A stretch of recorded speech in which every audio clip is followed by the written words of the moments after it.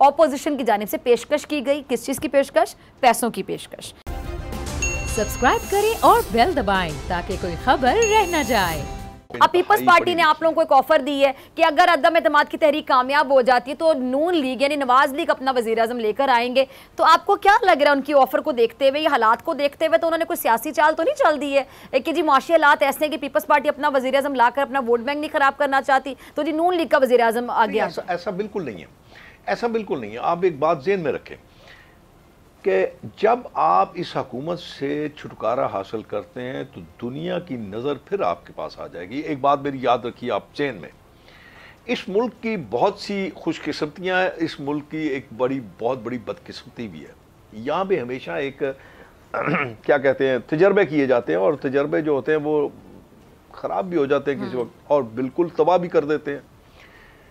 अब बात यह है कि मैं जो आपसे अर्ज कर रहा हूँ कि चूंकि पाकिस्तान मुस्लिम, मैं ये नहीं कि मेरा ताल्लुक पाकिस्तान मुस्लिम लीग नून के साथ है तो मैं ये बात कर रहा हूँ। अगर फ़र्ज़ कीजिए आप पाकिस्तान मुस्लिम लीग नून को, मौलाना फजल रहमान साहब को और पीपल्स पार्टी को साथ इकट्ठे देख रहे हैं तो फिर आप जहन में रखें कि दुनिया के इस्लामी ममालिक की नज़र भी आपके साथ होगी और वो ममालिक जो आप में अपनी दिलचस्पी ज़ाहिर कर चुके हैं और बड़ी स्ट्रॉन्ग दिलचस्पी ज़ाहिर कर सकते हैं, यहाँ पे बड़े बड़े प्रोजेक्ट्स आपके वो लगा चुके हैं, तो फिर वो दोबारा से रिवाइव करेंगे अपनी उस बात को, दोबारा से वो कोशिश करेंगे कि पाकिस्तान को इकनॉमिकली अपने पैरों पे खड़ा किया जाए, ना कि पिस्तौल लेके आप दर बदर भी मांगते फिरें। अच्छा शेख साहब, ये पीपल्स पार्टी जो है वो फौरी तौर पे नए इंतखाबात की हामी नहीं, लेकिन नवाज लीग को मौलाना साहब फौरी इंतखाबात के हामी है। अगर ये बात दुरुस्त है तो फिर नए इंतखाबात से जो सारे मसाइल हैं वो हल कैसे हो जाएंगे? नवाज लीग क्या करेगी? क्या आपके पास सोल्यूशन है, हल है?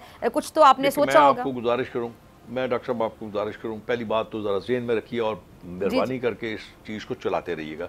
ये मेरी ज़ाती राय है। ज़ाती राय ये है कि आप फिल फॉर इलेक्शन क्यों नहीं चाहते, ज़रा उसको बात सुन लीजिए। मेरी हो सकता है मेरे एथिक्स गलत हों, मेरी जो दलाइल है वो गलत होंगे।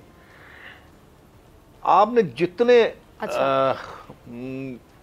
मतलब यूं मुझे लफ्ज़ इस्तेमाल करना चाह रहा हूँ कि जो अनवांटेड जो आपने बिल पास किए हैं, जो आपने ऑर्डिनेंसेस प्रेसिडेंट ऑर्डिनेंस किए हैं, जिसके सहारे आप ये सारा कुछ मलबा गंद और सारा कुछ आप डाल रहे हैं, उनको अनडू करने के लिए आपको एक वक्त चाहिए। आप वो अनडू करेंगे, आप वो मसाइल जो हैं जो आके अगली दफ़ा और ज़्यादा बड़े हो सकते हैं उनको आप ठीक करेंगे।